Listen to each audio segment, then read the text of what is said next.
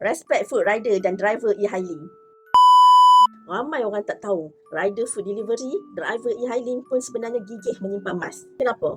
Sebab mereka sedang tak ada majikan yang sediakan simpanan masa depan mereka. Tak ada KWSP, tak ada pencen. Kalau bukan mereka sendiri yang ambil inisiatif, memang tak ada simpanan sampai bila-bila. Sebenarnya konsep dia sama je macam KWSP. Cuma beza, KWSP tu simpanan paksa. Kita tak nampak sebab dia potong terus dari gaji, betul tak? Tapi untuk yang kerja sendiri ni, mereka pilih sendiri untuk simpan. Dan mereka bijak, mereka pilih simpanan emas.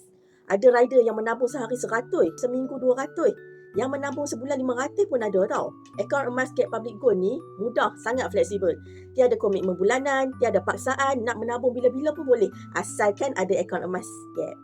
Dan yang lagi power tuan-puan, rider-rider ni pandai simpan lebihan duit dalam bentuk emas, bukan cash tau. Sebab mereka dah tahu nilai emas meningkat setiap tahun. Berbanding dengan duit kertas yang makin lama makin susut nilai, dicuri inflasi tanpa kita sedar. Sebab tu tak pelik kalau satu hari nanti, rider yang rajin simpan emas boleh jadi lebih kaya daripada orang makan gaji yang stabil tapi langsung tak ada simpanan. Sebab asyik bagi alasan je. Kepada rider-rider di luar sana yang belum ada akaun simpanan emas Gap, apa yang patut tuan-puan buat? Follow saya, klik link di bio saya sekarang, klik daftar percuma, saya bimbing tuan-puan sebaiknya.